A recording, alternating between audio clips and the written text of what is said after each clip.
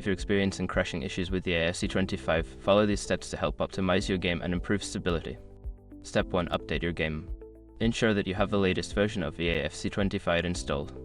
Check for updates through your gaming platform and install any available patches or updates. Step 2. Check system requirements. Verify that your computer or console meets the minimum system requirements for the AFC25. If your hardware is below the recommended specifications, consider upgrading your components. Step 3. Adjust graphics settings. Lower the graphics settings in the game options menu.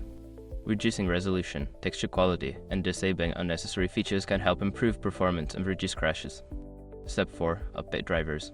Make sure your graphics card and other relevant drivers are up to date. Visit the manufacturer's website to download and install the latest drivers for your hardware.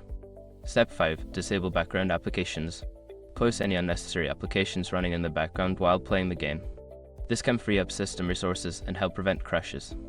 By following these steps, you should see an improvement in the stability of the AFC25. If problems persist, consider reaching out to EA support for further assistance.